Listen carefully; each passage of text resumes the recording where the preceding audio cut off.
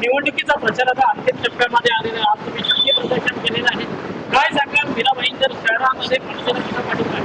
गेले 1 ते 1.5 महिने मी या प्रभागात फिरतोय. आता 10 दिवस मी जोरात म्हणजे प्रत्येक डोर टू डोर करतो. इथली जी स्थानिक जनता आहे ती खूप त्रासलेली आहे. म्हणजे गेले 25 वर्ष हे लोक ज्या उमेदवारांना मतदान करत होते, गेले 7 वर्ष ते फिरलेच नाही. आता 1 महिन्यापूर्वी फिरतायत. लोक कंटाळलेली आहेत. त्या जे नगरसेवक माजी नगरसेवक होते त्यांच्याकडे विजन नाही. म्हणजे असं झालं आहे की या प्रभागात अभिष्पार किंवा कृष्णासमध्ये कमरेपर्यंत पावसात पाणी असतं. रोड असे बनवले आहेत आणि त्यांचे गटर लाईन खालून आहे. पाणी जाणार कसं? लोकांना पाणी नाही आहे इथे. आत्ताच जे चाळी आहे त्याच्यामध्ये पाणी जायला जागा नाही. म्हणजे एवढा दुर्गंधी तिथे आहे की विचार करू नाही शकत आपण. अशी गोष्ट आहे त्यामध्ये. माजी नगरसेवक विकासाच्या गोष्टी करता, नेमका विकास त्यांचा झाला की प्रभागाचा झाला? तुम्ही विचार करण्याची गोष्ट आहे. त्यांचा जाहीरनामा तुम्ही आता बघितला तर ते 10 वर्ष 15 वर्षापासून बोलतायत पाण्याचा विषय, गटरचा विषय, लाईटचा विषय, म्हणजे तेच विषय घेऊन ते लोक आता हे मतदान होत. अरे ह्या प्रभागात एवढा मोठा प्रभाग आहे 33,000चा, सीसीटीव्ही फुटेज नाहीये. तुम्ही आतमध्ये चाळीमध्ये जाल तर एक माणूस सुटू शकत नाही. एवढे चाळीचे रस्ते आहेत. स्ट्रीट लाईट नाहीये इथे. मेडिकल दवाखाना नाही चांगला लोकांसाठी. स्कूल नाही गव्हर्नमेंटची प्रॉब्लेम. म्हणजे अशा कुठल्याच फॅसिलिटी नाहीत की ज्येष्ठ नागरिकांसाठी बसण्यासाठी जागा नाहीये. म्हणजे असे कित्येक सारे विषय आहे. एकच समस्या नाही, खूप समस्या आहेत त्या प्रभागामध्ये. नक्की संदीपजी काय सांगाल? तुमचा आज हा उमेदवार आहे, त्याची चर्चा चालू आहे की एक विजयाकडे वाटचाल तुमची सुरू झालेली आहे. काय सांगाल? बघा, त्यांनी जसं सांगितलं या ठिकाणी गेले 20 ते 25 वर्षापासून तेच रडगाणं आहे लोकांचं. लोक काय करत होते? लोक मतदान करत होते आणि गप्प बसत होते. आता लोकांनी नाकारलेलं आहे, लक्षात घ्या. खास करून बीजेपी हा पक्ष हा नकोच आहे.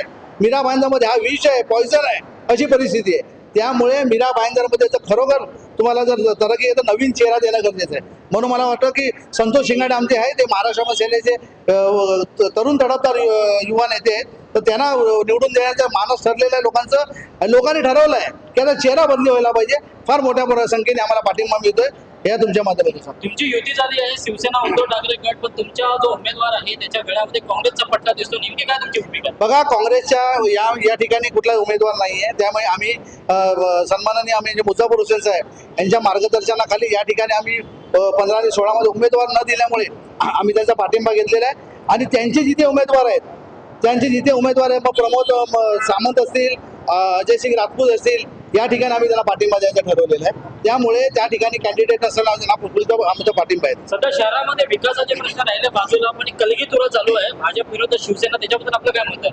बघा, मी तुम्हाला सांगतो, या ठिकाणी जे हे चालू आहे, या ठिकाणी भाजपाने जो अन्याय केला आजपर्यंत हा लोकांनी बघितलेला आहे आणि लोकांनी तर नाकारायचं ठरवलेलं आहे. या ठिकाणचे जे आमदार आहेत नरेंद्र मेहता यांनी जातीवादीचं राजकारण केलंय, लक्षात घ्या. त्यामुळे मी प्रताप सरनाईकांनी चांगली कामं केली, त्याची प्रशंसा पण करेन, लक्षात घ्या. त्यामुळे या ठिकाणी आमचं राजन विचारे असतील, यांनी चांगली कामं केलेली आहेत, त्याची प्रशंसा व्हायला पाहिजे. कारण कामं केली आज कला झाला नसेल त्याच्या माध्यमातून बाळासाहेब ठाकरेंचं त्यांनी ज्वलंत चित्र त्यांनी दाखवलंय आणि त्यांचं अस्तित्व दाखवलंय. आणि या ठिकाणी जातीवादीचं राजकारण जे नरेंद्र मेहता करतात ह्यांचा विरोध आहे, लक्षात घ्या. त्यामुळे या मीरा भाईंदरमधल्या सर्व जनतेने ठरवले की भाजप हा पक्ष आता पॉइझन झालेला आहे. त्यामुळे भाजप हा पक्ष मीरा भाईंदरमध्ये नको. जातीवादीचं राजकारण आणि फक्त जुमले कागदावर, बाकी त्यांचा वैयक्तिक काय कुठंच काय त्यांचा हस्तक्षेप नाही असं मला वाटतं. मराठी एकीकरण समितीने मराठी वचननामा जाहीर केला. त्यामध्ये मराठी माणसाला, मराठी संस्कृतीला आणि प्रत्येक मराठी जे व्यक्तीला जपण्यासाठी त्यांनी हे टाकलेलं की उमेदवारांनी या गोष्टी पाळाव्यात. तुम्हाला वाटतं की या गोष्टीची तुम्ही सहमत आहे? तुमचे उमेदवार 1001% मी सांगतो तुम्हाला, पक्ष कुठलाही असो, या ठिकाणी मराठी महापौर बनायला पाहिजे आमची भूमिका आहे, लक्षात घ्या. या ठिकाणी 15 नगरसेवक नाकारलेत नरेंद्र मेहतानी. 15 नगरसेवक स्थानिक भूमिपुत्र. याचा अर्थ कुठे ना कुठे हा षडयंत्र चालू आहे मराठी माणसाच्या विरोधात. त्यामुळे मराठी माणसं पेटून उठेल. प्रताप सरनाईक साहेब असू दे, राजन विचारे साहेब असू दे, आमचे नेते असू दे, अविनाश जाधव साहेब असू दे, आम्ही ठरवलेलं की मराठी महापौर या ठिकाणी बसणार. पक्ष कुठलाही असो, पण मराठीच्या माणसाचं अस्तित्व राहायला पाहिजे, या उद्देशाने आम्ही पाऊल उचलतोय. धन्यवाद.